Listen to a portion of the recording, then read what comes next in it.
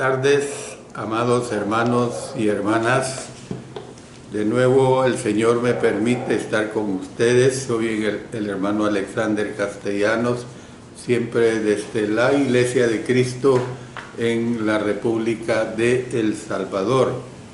Estoy transmitiendo a través del alumbrador cristiano los días miércoles 5 de la tarde, hora de El Salvador.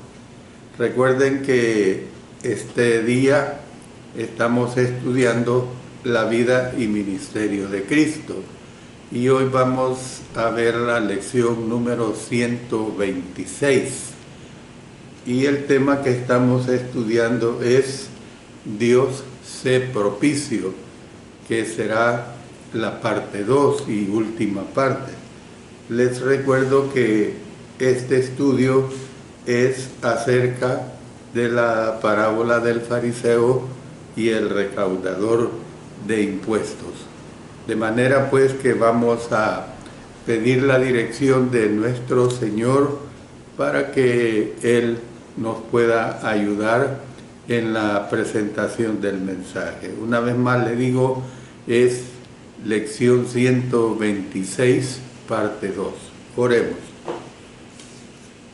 Dios Todopoderoso, te damos las gracias porque tú nos permites que tu palabra se pueda difundir, se pueda transmitir, de tal manera pues que ayude a la edificación de tantos hermanos y hermanas. Permite, Señor, que tu servidor sea guiado por el Espíritu Santo. Y como siempre, te pedimos que la honra y gloria tú la recibas. Gracias, Señor, por este gran privilegio que nos das de transmitir palabra tuya. En el nombre de nuestro Señor Jesucristo. Amén. Amén. Bueno, vamos a continuar con la segunda parte, que es muy interesante lo que aquí se nos va a presentar. Y ustedes recuerden que lo último que estudiamos fue que todos los días los varones judíos daban gracias a Dios de que no había sido creado gentil, ni esclavo, ni mujer. Bueno, ¿qué tenía de mala o de malo la oración del fariseo? Podríamos enumerar muchas fallas, siendo la primera que no acertó a orar por lo que debía. Número 1, no le pidió a Dios perdón por sus pecados. Número 2, no rogó a Dios porque le diera fortaleza y también dirección. Y número 3, no le pidió a Dios que le ayudara al pobre pecador que se encontraba al otro lado del recinto. Entonces Jesús, no obstante, refirió la parábola para destacar dos fallas concretas. Su propósito fue poner al descubierto a los que, primero, confiaban en sí mismos como justos y segundo, menospreciaban a los otros, lo que se presenta en Lucas 18:19. Yo quiero darle énfasis al número 1 cuando decía que el fariseo pues no le pidió a Dios perdón por sus pecados. Quizás esta sea una de las fallas principales en nuestras oraciones. Siempre, hermanos y hermanas, debemos en nuestras oraciones estarle pidiendo a Dios que nos perdone nuestros pecados, porque difícilmente pasa un día que de una o de otra manera hayamos pecado. Bueno, en primer lugar, El fariseo confió en sí mismo. Aunque reconoció a Dios al comienzo de la oración, no manifestó confianza en el Señor, sino confianza en sí mismo. En otras palabras, se enalteció, porque miren lo que dice Lucas 18:14. Os digo que éste descendió a su casa justificado antes que el otro, porque cualquiera que se enaltece será humillado, y el que se humilla será enaltecido. No hay nada malo con tener un ferviente deseo de hacer la voluntad de Dios. Lucas 6:46 nos dice: ¿por qué me llamáis Señor, Señor, y no hacéis lo que yo digo? Ni siquiera había nada malo con que el fariseo tratara de ir 2 millas, o sea, 2 millas en sus esfuerzos por ayudar y por diezmar diminutas hierbas. Si estamos hablando, la Biblia dice 2 millas, es un poquito más de 3 kilómetros, como 3 kilómetros y 300 metros, más o menos.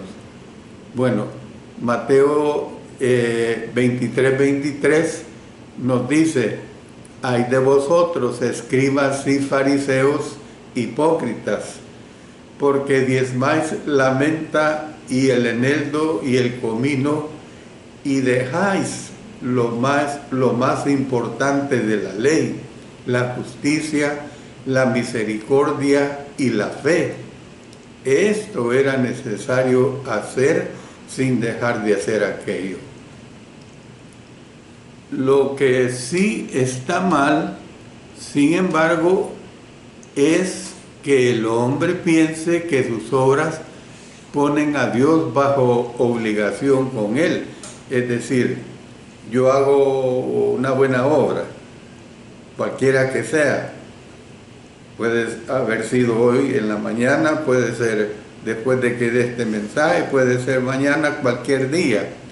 Entonces, el pensar que por hacer esa buena obra yo pongo a Dios en obligación de que Él tiene que hacer bien conmigo, estamos equivocados. Es decir, el hombre piensa que sus obras ponen a Dios bajo obligación con Él cuando Él hace lo bueno. ¿Por qué?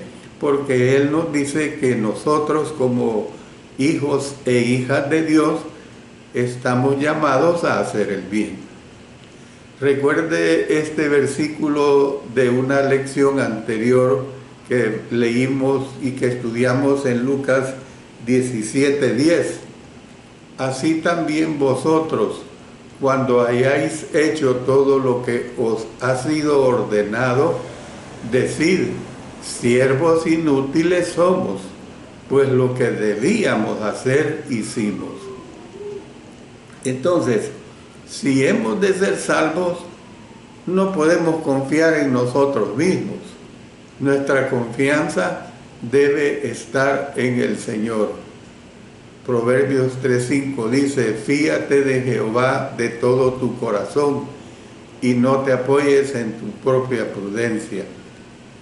El dicho popular de la gente que no busca a Dios, que no teme a Dios, es lo siguiente: cuando muere una persona que en vida fue una persona muy agradable, fue una persona aceptable, fue una persona que le hacía bien a medio mundo, el caso del centurión, por ejemplo, podemos decir. Entonces, la tendencia del mundo general, es decir, del mundo que no hace la voluntad de Dios, es decir, está en su gloria, es que realmente él no le hizo o ella no le hizo daño a nadie, por el contrario, cuando tenía oportunidad hacía el bien.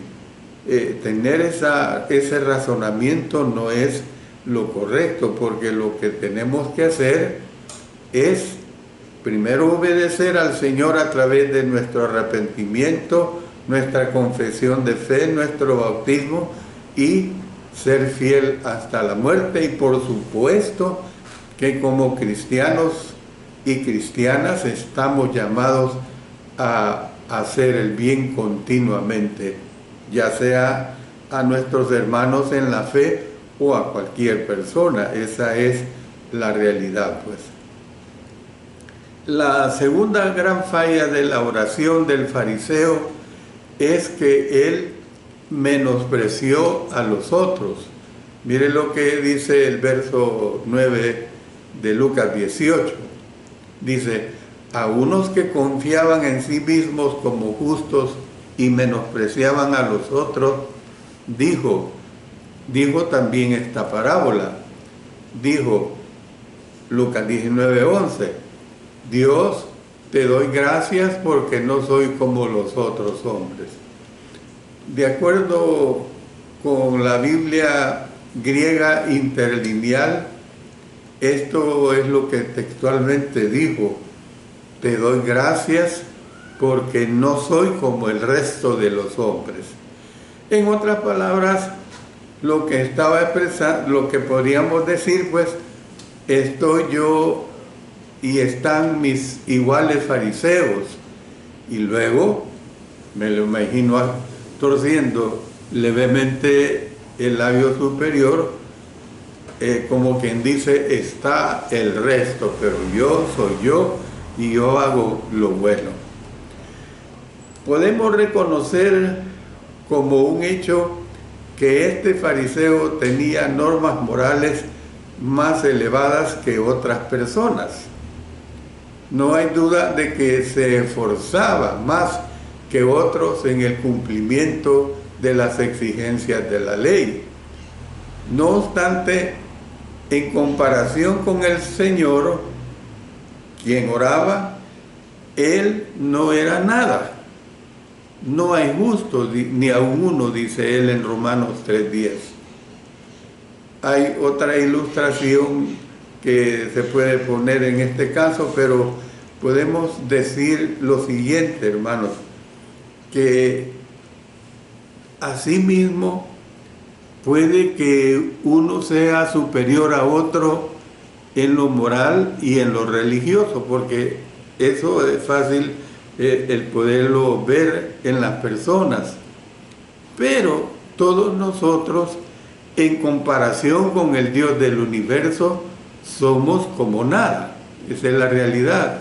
Mire lo que dice Daniel 4:35. Todos los habitantes de la tierra son considerados como nada, y Él hace según su voluntad en el ejército del cielo y en los habitantes de la tierra, y no hay quien detenga su mano y le diga, ¿qué haces? Es decir, lo que tenemos que entender, que el ser humano, cristiano o no cristiano, buen cristiano, buena cristiana, no puede en ningún momento manipular a Dios. Eso que nos quede claro, hermanos.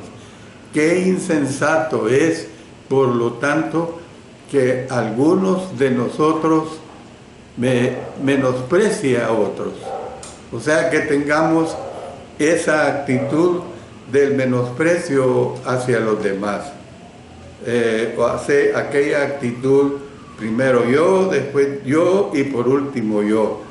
Eso es una crasa posición antiética, de lo peor que puede haber en el ser humano, y sobre todo que el cristiano nunca debe de tener esa actitud. Oración número 2, el publicano. Jesús contrastó la arrogancia del fariseo con la humildad del recaudador de impuestos. Sintiéndose el indigno, dice que se quedó lejos, el verso 13. Es probable que ya hubiera pasado largo tiempo desde la última vez que oró y mucho más tiempo desde que vino al templo.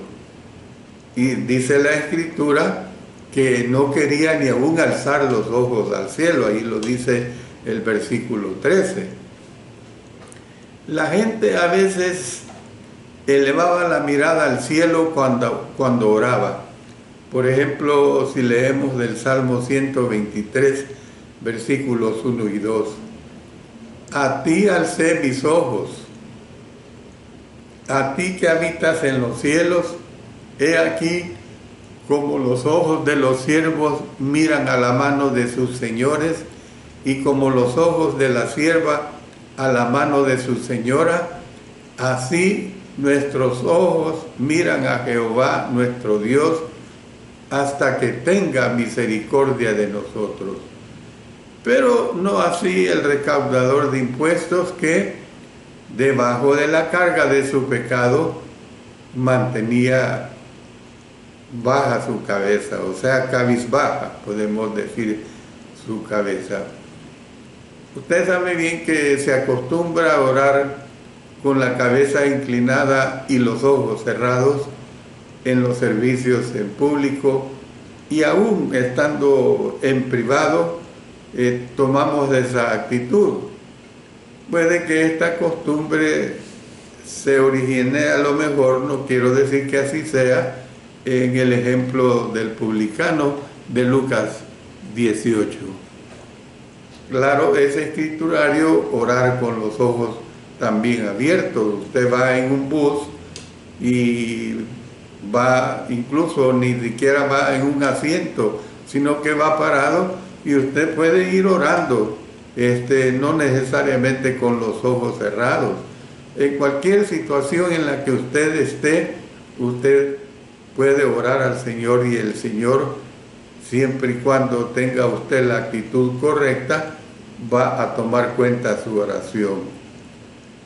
Nosotros oramos con los ojos abiertos en muchas ocasiones, especialmente cuando, por ejemplo, cuando vamos manejando nuestro vehículo. Sería ridículo el pensar de que vamos a cerrar los ojos para orar a nuestro Señor. No obstante, que quede bien claro que inclinar la cabeza pues denota humildad, y cerrar los ojos evidentemente que también ayuda a eliminar las distracciones. También se golpeaba el pecho, dice Lucas 18:13. Dice, sino que se golpeaba el pecho. Una expresión oriental de profundo pesar era eso. Miren lo que lo ilustramos con Nahum 2:7. Nahum 2:7 dice, y la reina será cautiva, mandarán que suba, y sus criadas la llevarán gimiendo como paloma, golpeándose sus pechos. Lucas 2:48 nos dice, y toda la multitud de los que estaban presentes en este espectáculo, viendo lo que había acontecido, se volvían golpeándose el pecho. Que esto pudo haber tenido el propósito de recordarse el golpe de Dios que tan abundantemente se merecía. Bueno, tal vez deberíamos hacer notar que este era un acto simbólico por medio del cual no se infligían lesiones propiamente dichas. Este ejemplo no justifica la mutilación de sí mismos que practican ciertos fanáticos religiosos. ¿Por qué? Porque el cuerpo es templo del Espíritu. Dice en 1 Corintios 6:19, ¿o ignoráis que vuestro cuerpo es templo del Espíritu Santo, el cual está en vosotros, el cual tenéis de Dios, y que no sois vuestros? Y por supuesto que el cuerpo no debe maltratarse. Puede que incluso dudara el publicano, puede que incluso a lo mejor dudara de que su oración fuera oída. Al igual que el fariseo, él comenzó dirigiéndose a Dios, y al igual que El fariseo, su oración se centró en sí mismo, pero qué diferente fue una de la otra. La petición del publicano fue tan corta que casi dio pena. Fue una oración de tan solo 6 palabras en nuestro idioma. Hay, según los idiomas, en el idioma griego tan solo consta de 5 palabras. Hay otras versiones que usan 7 palabras. En el caso nuestro usa 7 palabras: sé propicio a mí pecador, o sea, 6 palabras. Bueno, a diferencia del fariseo, el recaudador de impuestos no enumeró virtudes, aunque no hay duda de que tenía algunas, porque pocas personas son totalmente malas.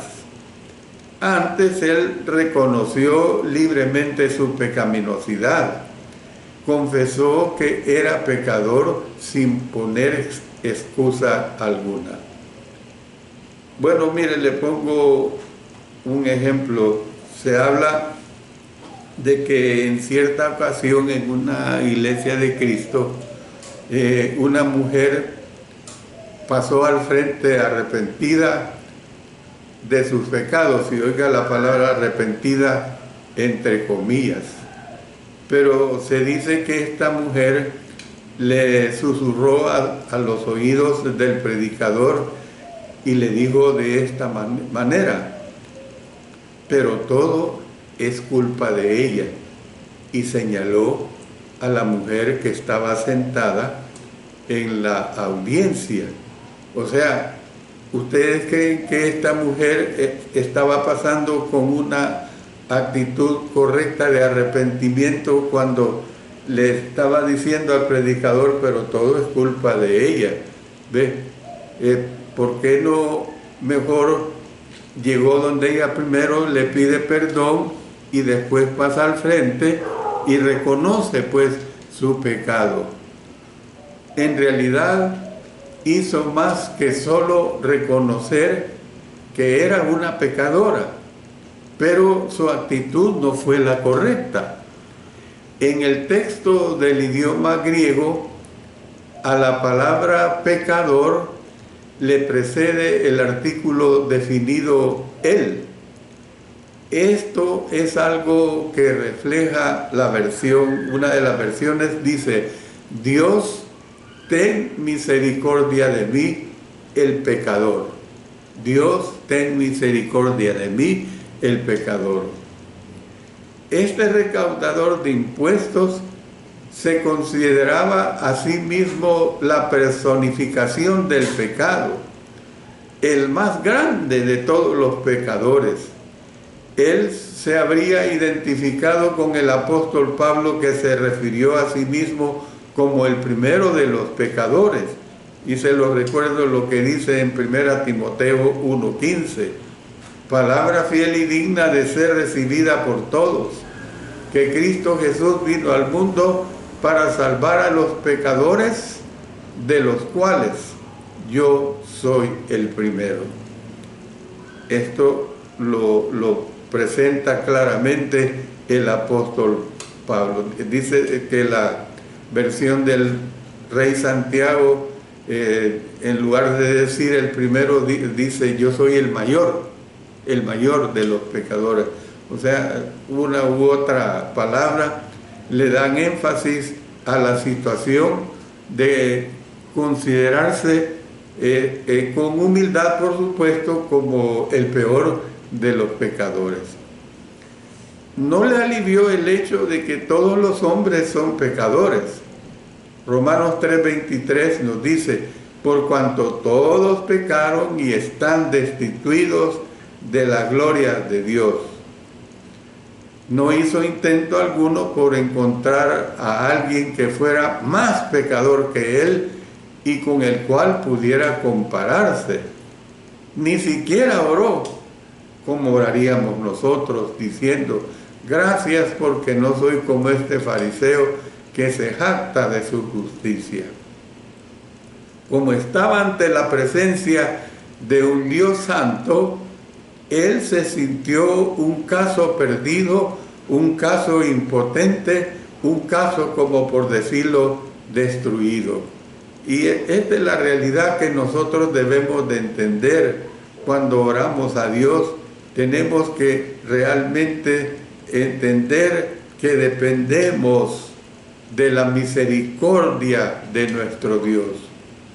Cuando el profeta Isaías vio al Señor sentado sobre un trono alto y sublime, él clamó de esta manera: ¡ay de mí, porque estoy arruinado, porque soy hombre de labios inmundos y vivo en medio de pueblo de labios inmundos!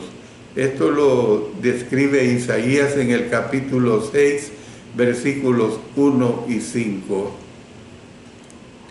El recaudador de impuestos no pidió riquezas, no pidió fama, no pidió éxito, no pidió ni tan siquiera buena salud, como nosotros acostumbramos continuamente. No pidió ni las necesidades de la vida.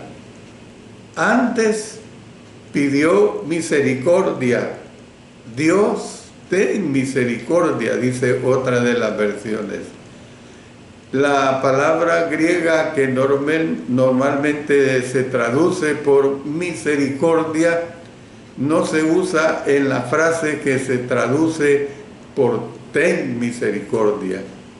En lugar de ella, el publicano usó una palabra que muchas veces evitan los traductores modernos porque se considera lenguaje bíblico poco conocido para el hombre moderno.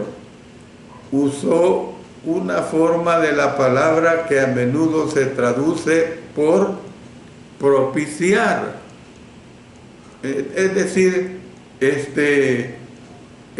sé propicio, tal como traduce la versión nuestra que usamos a menudo, la Reina Valera, versión año 1960.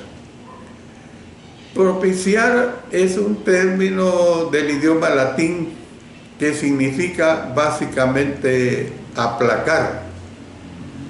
La falta de tiempo nos impide hacer un estudio detallado de esta palabra.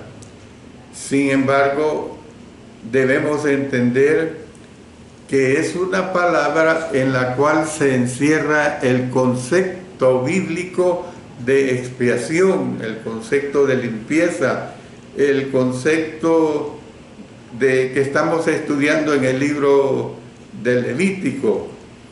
Por su naturaleza, Dios no puede tolerar el pecado. Eso es bien claro. Dice Romanos 1:18, porque la ira de Dios se revela desde el cielo contra toda impiedad e injusticia de los hombres que detienen con injusticia la verdad. El pecado, evidentemente, que debe castigarse. Dice Romanos 6:23, porque la paga del pecado es muerte. El mismo apóstol Pablo dice en Gálatas 6:7, el que es enseñado en la palabra, haga partícipe de toda cosa buena al que lo instruye. Entonces, no había nada que el hombre pudiera hacer por sí mismo, ni de sí mismo para aplacar la ira de Dios, lo que ya vimos en Romanos 1:18, y lo corroboramos con Romanos 3, versos 9 y 10, que pues somos nosotros mejores que ellos en ninguna manera, pues ya hemos acusado a judíos y a gentiles que todos están bajo pecado, como está escrito, no hay justo ni aun uno. Luego volvamos otra vez a usar a Isaías. Dice Isaías en el capítulo 64, versículo 6, si bien todos nosotros somos como suciedad y todas nuestras justicias como trapo de inmundicia, y caímos todos nosotros como la hoja y nuestras maldades nos llevaron como viento. Dios estipuló que se hicieran sacrificios para expiar el pecado. En el Antiguo Testamento se hacían sacrificios de animales. Usted lo puede ver esto en Levítico capítulo 1, versículos 3 hasta el 5. Pero miren lo que dice Hebreos 9:22. Y casi todo es purificado según la ley con sangre, y sin derramamiento de sangre no se hace remisión. En el Nuevo Testamento se ha hecho el más grande y perfecto sacrificio de Jesús en la cruz por nuestros pecados. Dice en 1 Corintios 15:3, porque primeramente os he enseñado lo que asimismo recibí, que Cristo murió por nuestros pecados conforme a las Escrituras.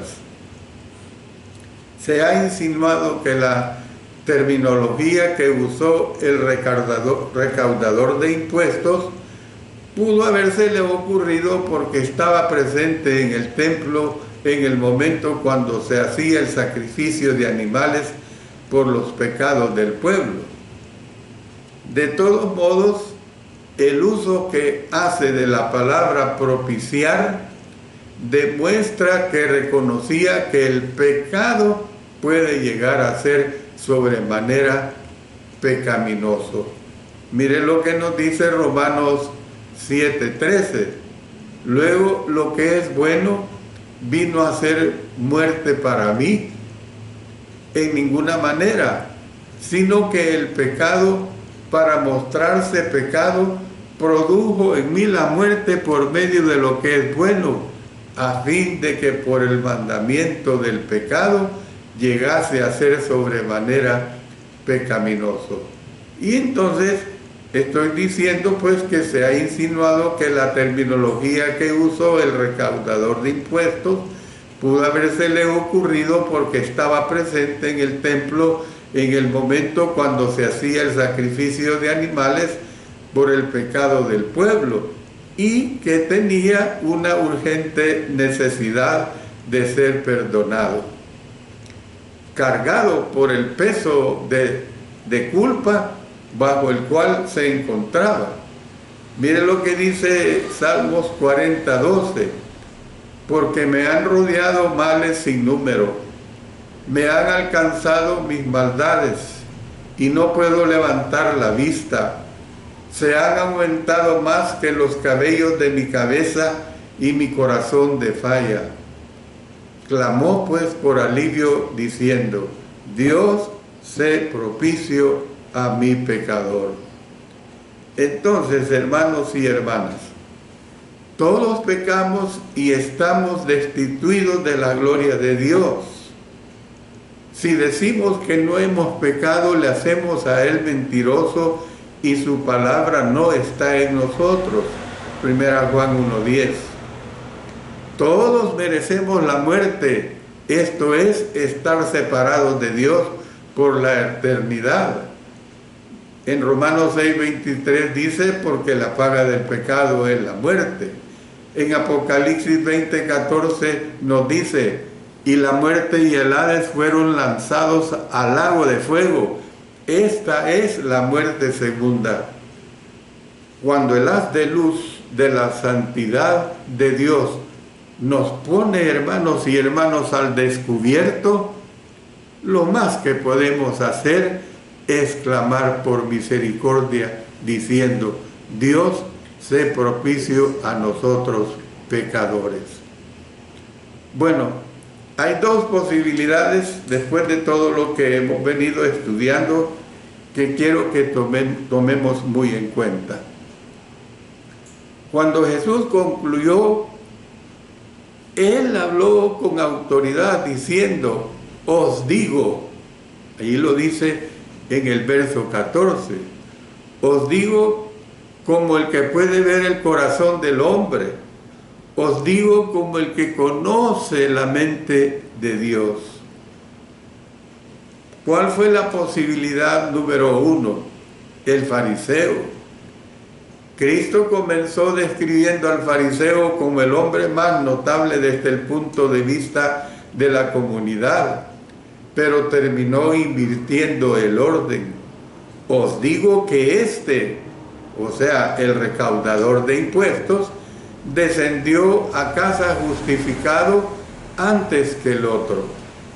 Ya lo hemos visto, el verso 14. Segundo, el fariseo que había hablado en términos despreciativos de los otros fue relegado a la categoría de el otro. Del versículo 14 se desprende claramente que el fariseo descendió a su casa no justificado.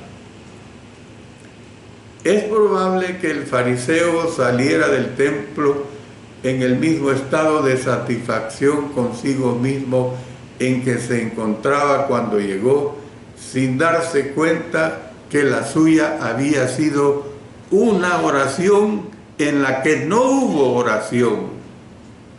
La oración del fariseo estaba tan cargada de felicitaciones para sí mismo que difícilmente pudo haber despegado de la tierra y menos haber volado hasta el oído atento de Dios. ¿Qué es lo que podemos decir? Que en lugar de ascender como el incienso, la oración del fariseo fue como una bocanada de humo que el viento le devolvió estrellándola contra sus ojos. Había llegado tan lleno de sí mismo que no tuvo campo para Dios. Hermanos y hermanas, el Señor no puede verter nada en un recipiente que ya está lleno. Cuán espantado debió de haber quedado el fariseo cuando por fin compareció ante su Hacedor por el hecho de que cualquiera que se enaltece será humillado. Veamos la posibilidad número 2, la del publicano. ¿Y qué le sucedió al recaudador de impuestos que oró diciendo: Dios, sé propicio a mi pecador? Descendió, dice, a su casa justificado. Sus rebeliones habían sido borradas, habían sido lavado de sus maldades, había sido limpiado de sus pecados. Dice el Salmos 51, 1 y 2, ten piedad de mí, oh Dios, conforme a tu misericordia, conforme a la multitud de tus piedades, borra mis rebeliones, lávame más y más de mi maldad y límpiame de mi pecado. El otro salmo que está en relación con esto es el 103, 12, cuando dice: cuanto está lejos el oriente del occidente, hizo alejar de nosotros nuestras rebeliones. El fariseo había salido sintiéndose bien, lleno de orgullo. El publicano salió sintiéndose mejor, lleno de paz. Y esta es la realidad que nosotros podemos ver, pues. Creo, pues, que este hombre volvió al templo al día siguiente, pero si volvió, no volvió en la misma condición. La primera vez había venido cargado de pecado. La segunda vez había venido con una profunda sensación de perdón y gratitud. El que se había humillado había sido enaltecido. Por eso, repito, este versículo 14 es muy importante, amados hermanos y hermanas. Os digo que éste descendió a su casa justificado antes que el otro, porque cualquiera que se enaltece será humillado, y el que se humilla será enaltecido. En conclusión de todo este estudio, las partes 1 y 2, puedo decir lo siguiente. Es el momento para plantear algunas preguntas. Preguntas que sinceramente le digo, yo no puedo responder por usted y que usted no puede responder por mí. 1. El relato presenta a dos personas. ¿Cuál de los dos lo representa a usted? El Señor no puede salvar a los que creen que no necesitan salvación. 2. El relato contiene dos oraciones. ¿Cuál de las dos es más parecida a la clase de oración que usted hace? 3. El relato insinúa dos posibilidades. ¿Cuáles son? El enaltecimiento y la humillación. Pregúntese, si tuviera que comparecer delante de Dios en la condición que me encuentro ahora, ¿cuál de las dos me correspondería a mí? Bueno, nosotros podemos ver que la situación que aquí se presenta es bien clara. El verso 13 nos dice, mas el publicano, estando lejos, no quería ni aún alzar los ojos al cielo, sino que se golpeaba el pecho diciendo, Dios, sé propicio a mi pecador. Eso podría haberse escrito por mí o por cualquier otro viejo pecador que haya llegado al final de sus días y no tiene nada bueno que decir para sí mismo.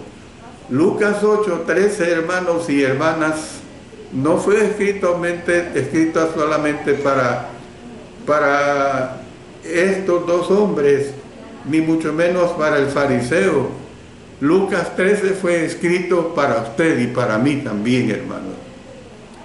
Nadie es tan bueno que no tenga necesidad de la misericordia de Dios, y nadie es tan malo que la misericordia de Dios no le cubra.